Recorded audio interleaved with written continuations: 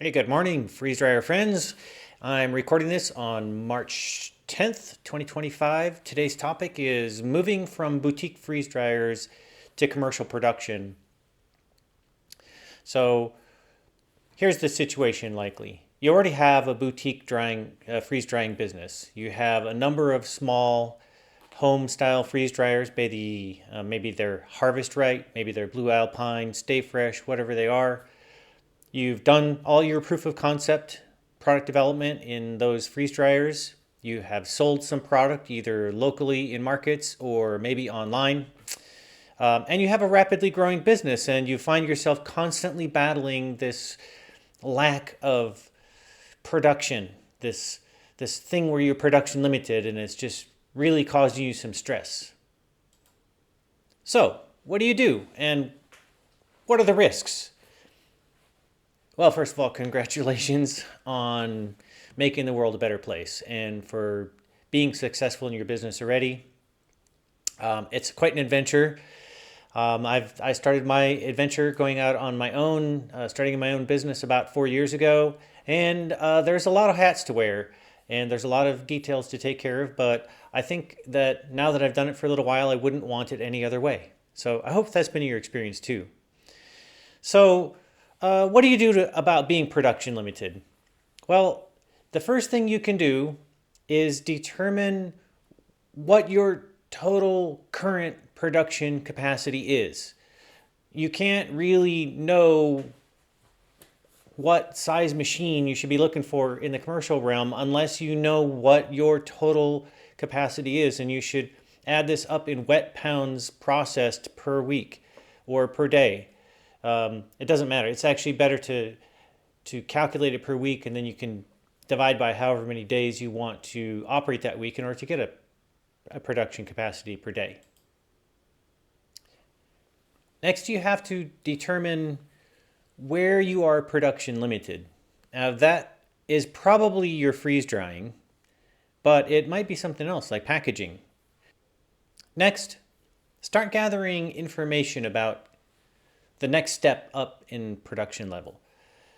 So, and by this I mean moving into commercial production.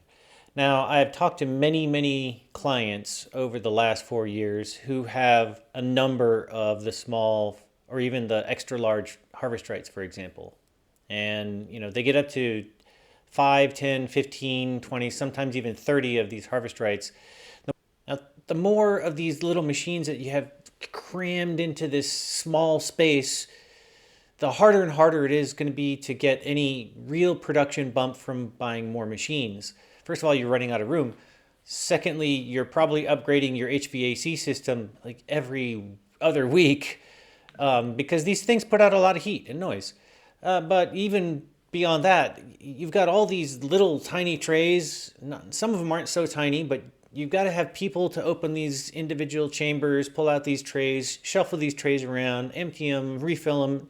And when you've got 30 machines, it just simply becomes quite a logistical nightmare. I mean, you just need so many people and you've got so much equipment and so many trays and stuff being slung around all the time that there's just not enough room to do it. And furthermore, it's just really inefficient. And you're going to find that there's a lot of production capacity loss happening in your material handling time. So, but once you know what your pounds per day is, and remember, we're talking wet pounds. And the reason I always tell people to think about wet pounds is because that's really what you're limited in as far as how you load your freeze dryer. Because your freeze dryer has a certain capacity that it can draw water out of your product and deposit it on the cold surfaces. So it's the total amount of water that you're putting in your freeze dryer that matters more than the volume. Now, that's not always the case because if you put really low density stuff in like herbs or mushrooms or something like that, it's going to be more volume limited than it is weight limited. These are good things to know before you start going looking at a commercial machine. But once you have that, now it's time to start thinking about or gathering information about commercial machines. And I highly encourage you to look at all the different brands, right? And the things that you really want to look at are things like the price, the lead time, what's the total capacity, and even more importantly, what's the capacity per day? Because the cycle time matters, right? You can load a freeze dryer to twice the capacity, and it's going to take twice as long, sometimes 3 times as long. So you can get machines that are spec'd out as having a certain capacity. There's a certain large commercial machine being made by a home freeze dryer company in Utah that they say you can put 100 pounds in. You can't. Yeah, you could stuff 100 pounds of product in there, but it's going to take you many, many days to finish it. So the capacity of the machine has to be how many pounds per day it can actually process. You're also going to want to know about durability. This is very variable among brands, right? Some brands are just rock solid. You'll be able to freeze dryer in their systems for day after day, 365 days a year if you want to, for years. Others are going to be like, you're constantly battling them. So that's not necessarily going to be easy information to find from the OEMs, but you can talk to other people who are making this transition, who have already made this transition. You can go online on forums, you can look on YouTube. There's lots of ways that you can find out what the general feedback is of the systems that are out there. So one quick way that you can get to talk to a whole bunch of people who are in this transition phase is come to the Freeze Dry Summit in Boise in September of this year. If you haven't heard about it already, you can find the freeze dried business on YouTube. There's lots of information. Just go there and check it out. I'll be there. I'll be giving a talk, so come see me there too.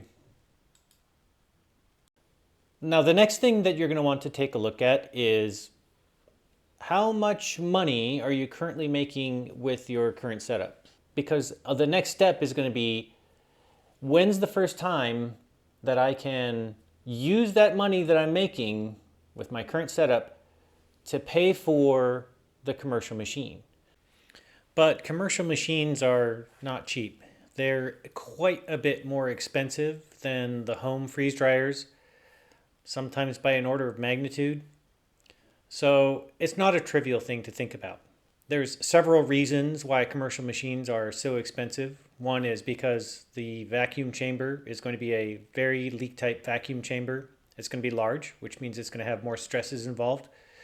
You're going to have a much better vacuum pump, vacuum system. If you don't, then it's not a good commercial machine. And you're going to have a much bigger, beefier, more expensive refrigeration system. And I'll tell you right now, the refrigeration system is what governs the capacity. The drying time, the cycle time of your machine. So, and also how much you can put in and run in a single batch. So it also takes a long time to get one built, right? It's not something that you can just get off the shelf like you can with your home freeze dryers. It takes a long time for the refrigeration system to be delivered by the refrigeration OEMs. The compressors for good refrigeration systems are made in Germany, and Germany's not very fast these days. They're actually kind of like snails slow. And the vacuum chambers are going to be also kind of a big build. They're going to need to be made leak tight, and a good chamber is going to be leak tight to hold pressures that are under 1 millitorr or 1 micron, same thing. This is not a trivial thing to do, right? You got to know what you're doing. You got to have the right kind of welders. You have to do leak checks. There's all kinds of stuff you have to do. So the chambers take a while. Okay, so make sure you bake that into your budget. You can't just decide suddenly that you need to have more capacity and order a machine. That's what you do with harvest rates. You're never going to get there. You're never going to get to commercial production with harvest rates. You're going to get to boutique, high-level boutique. So you have to plan ahead. I'm going to need a machine to raise my production. I expect it to take 6 or 7 months to get a big commercial machine. It may take less for smaller ones, but just bake that in, and then you'll actually have a much better plan to work from there. Leaks, vacuum leaks in freeze dryers actually become quite a vexing problem to customers, to companies who are trying to freeze dry on a daily basis. And if you've got a leak that won't let you produce any product in that machine, that represents contracts that you can't fulfill, right? There's a real risk in not being able to fulfill a contract from somebody who, signs of a supply deal with you. That's not something you ever have to worry about in really small boutique businesses or even in home freeze drying. But when you start getting into the commercial world and people want, say, they come to you and they say, hey, I really love your product. I've got 135 stores spread across 7 states. I really need 35,000 packets per week of whatever your product is. You know, that's, you're going to want to jump on that, right? Because that's money, right? That's profits. Now, you might not have the capacity for that at the time because your machines might not be big enough. If that's the case, if you get something like that, you should reach out to me. I can help you. I know people in the business who will do some contract work for a temporary time, a short period of time while you wait to get your system upgraded. Just reach out to me. You can find my contact information at the end of this video and the links below. You can contact me on my website. There's lots of ways. Next, let's talk about the risks that are built into buying commercial equipment like this, because there's money involved, there's time involved, there's effort, there's all kinds of things, okay? But first, hey, could you do me a favor? Just take a moment and hit that like button. Subscribe to my channel if you want more content like this. And hey, tell me in the comments below, what's your experience been trying to move from, or having already moved from boutique to commercial, maybe a small commercial production or even larger commercial production. Or maybe in the comments just ask me what topic you would like me to cover, because I have a pretty broad knowledge base and I can cover just about any topic in this realm. So yeah, just leave me a comment and tell me, hey, could you please talk about this particular thing? I've got a lot of, I have a list of things that I am thinking about covering, but I really kind of want to know what is the most pressing questions that people have. So if you've got questions, reach out to me and I'll make videos about that. Okay, let's talk about risks. So risk number 1, choosing the right brand of commercial freeze dryer. There are not that many brands, reputable brands of commercial freeze dryers. And I know them all. Well, I know most of them anyway. I don't know the ones from Europe as well.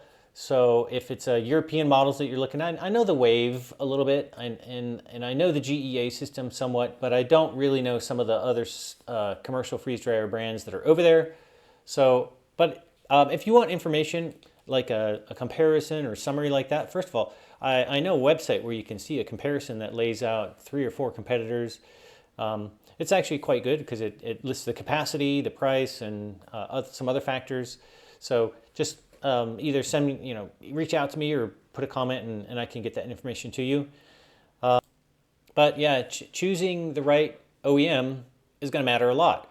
When you're choosing a commercial machine, you have to factor a lot of things. One is price, one is lead time.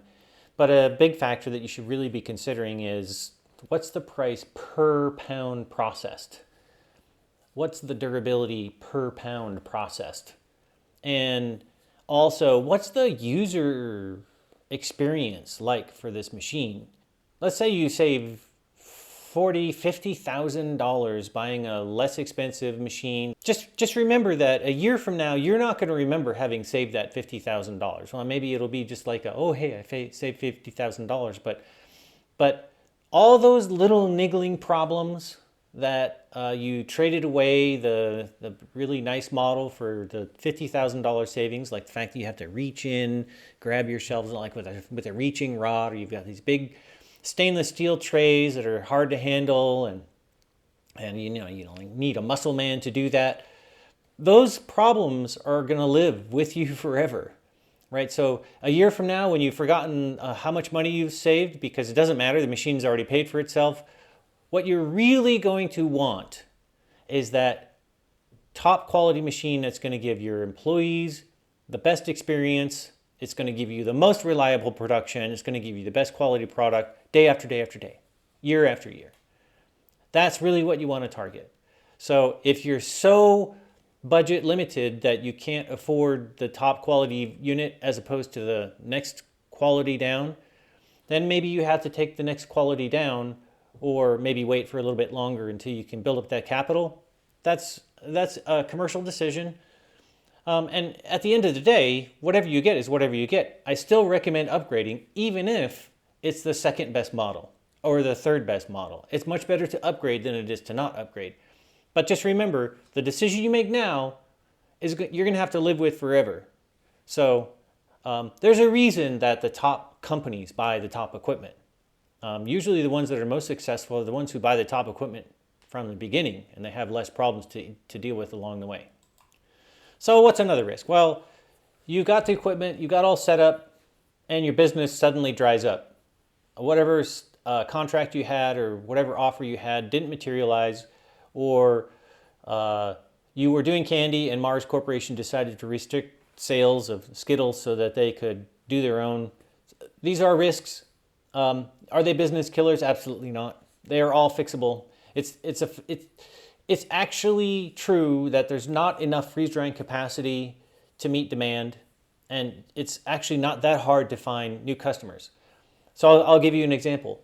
If you're a boutique customer that's looking to move from small to very small production, boutique style production, into small commercial production, you're probably going to need to have some kind of bridge, some kind of production capacity that you don't yet have in your machinery that can help you land that contract, for example. So why am I bringing this up? Because this is what co-packers do, right? Co-manufacturers can fill that gap. They can help you by freeze drying some amount of your product for months, years if you want, but months. They can fill your contract freeze drying needs. They're going to make a little bit less money getting it done by a co-packer, but it's still positive cash flow. It's still money. It's still profit that you're making that you can use then to make payments on the new machine as it's being built and delivered, or just growing your business in general, right? The longer you're in business, the longer of a track record you have, the easier it is to get financing on machines and that sort of thing too. So, okay, what's the next risk? Okay, your next bottleneck appears, right? So if you buy a machine, and maybe I forgot to mention this, when you're looking for a machine, when you've determined that capacity, let's say you've got, your capacity is 100 wet pounds per day, the commercial machine that you should be looking for does 200 pounds per day, roughly speaking. You have to fit it within the constraints of the commercial machinery itself, but so if you're doing 100 pounds a day currently, then you should be looking for a small production machinery that'll do 200 pounds per day. If you're currently doing, 500 pounds per day, then you should be looking for one that does 1,000 pounds per day. In other words, double the capacity of what you're doing right now. And don't forget that when you bring this new machinery online, you're going to still have the old machinery, right? It's maybe a pain to use a little bit, but you'll still have that capacity. So you actually triple. Once that machine gets delivered and installed and it's up and running, it's double the original capacity, so you have triple the original capacity. Okay, so now we're back to these risks, right? So your next bottleneck appears. Well, so you've got more freeze dryer capacity, but now it's something else that's limiting your production. Maybe it's packaging, maybe it's labeling, maybe it's warehouse storage, maybe it's shipping and logistics, maybe it's order payment processing, whatever it is. This is a good thing that you've now got to this next bottleneck, because all you have to do now is address that bottleneck and you'll move on to the next one. And every time you address a bottleneck in your production business, you are expanding your business. And these taking out these bottlenecks often represent a significant expansion of the business that you can do. Okay, another risk. The price on your product falls. Like, for example, everyone decided to start freeze drying candy and it's really hard to make money at it because the margins are too low. This is also fixable. There are other products that you can do, but even more quickly and more succinctly, you can simply make your product more likely to be purchased, even if it's the same price or even a little bit higher price, by simply describing it better online, right? If you're doing online sales, the number one thing that makes me click away from an ad, from an online product posting, is not enough information. It doesn't address the questions that I want answered, right? So if you put more information on your ads, you do the photographs nicely, But more importantly, you fill out everything that you can think of for the description on that product. Right? You do it once and it's done, and you can just promulgate it forward. By doing that, you're going to beat the competition, and you will be able to maintain your sales even while other people are losing sales. Okay, let's talk about another risk. You didn't account for all the other ancillary equipment that you need to get that goes with commercial freeze drying. So when you're doing little small boutique, maybe you already have run into this. If you have a lot of small units, you need freezer capacity, right? You have to pre-freeze your product before you put it in a freeze dryer. If you're not doing that, I've got great news for you. I can already help you expand your business by maybe 30%, right? And that's just by pre-freezing your product. I have a whole video on that. I'll put a link in the description below. Or you can just search my channel. There's not that many videos. It's just called Why Should You Pre-Freeze Before You Freeze Dry. So you didn't account for the ancillary equipment. You didn't account for how much it's going to cost for power to be installed in your building.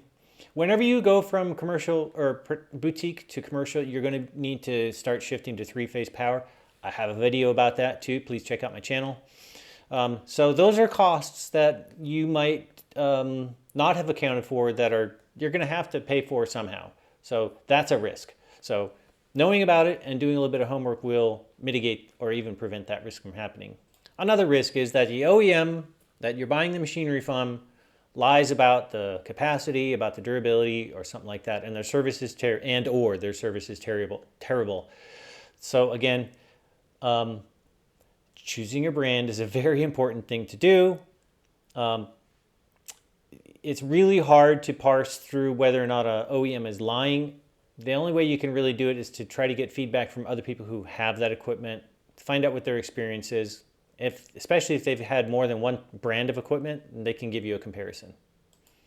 Okay, next is a really big risk.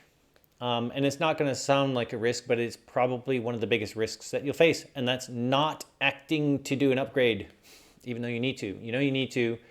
Look, I ran through this when I was making garden tools and kitchen knives and stuff and selling them at the farmer's market. This was 10, 15 years ago. It was a hobby business. I found that I was selling enough product that I really needed to raise my production, but I was just producing stuff after hours, right? It's a side hustle. It's just a hobby. I needed to produce more knives and kitchen tools in order to sell them at the market because I was selling out. But in order to upgrade my production, I had to shut down my production. and oh my God, what am I going to sell this weekend if I shut my production down? But you have to do it. And every time I did it, it actually made so much of an improvement on my productivity and all that I didn't even notice it the next weekend. I was able to easily make up for that. But not acting to upgrade is going to be a huge risk, and that's because that customer who comes by who has 135 stores, if you can't address that contract, if you can't make that choice, if you can't say, yeah, I can do that, it's a risk, right? You'll always be stuck at little small boutique business if you don't take the actual risk and upgrade. Now, we live in an environment, especially now, where inflation's a thing. Acting later is not better than acting now. If you are at the point where you can afford to upgrade, you really should upgrade, because if you don't, you are going to probably lose out on all kinds of opportunity cost. Another one that's very similar is you really want a certain machine, but it's a 6-month lead time, and you know that there's another one that has a 3-month lead time. So you either choose the one that's not as good, that's a 3-month lead time, or what I usually see is you spend the next 3 months trying to find a different alternate. And then after those 3 months are expired, then if you'd ordered right away the machine you wanted, it would still be a 3-month lead time at this point because there's only 3 months left. I've seen customers dither and dither and dither until their backs are against the wall, and then they often make a choice to go with a machine that is available now. Sometimes used machinery. By the way, don't ever buy used freeze dryers. Maybe the small boutique is okay because your risk is minimal, but used commercial freeze dryers, avoid. So, but you've run out of time. Remember, you can do co-manufacturing, or you can hire a co-manufacturer, and just reach out to me if you want something like that done. And I would say maybe the final risk that I'm going to list is risk aversion. So one of your biggest risks in business is risk aversion. Sounds like a contradiction, but it's just leads back to that thing where you're locked into a perpetual state of non-action, and you can't grow a business that way. You'll never get bigger, and you may even fail because you'll start to lose contracts. That's the end of today's video. I hope you get a lot out of it. If you haven't already, please hit the like button, subscribe to my channel, and I'll see you on the next one. In the meantime, happy freeze drying.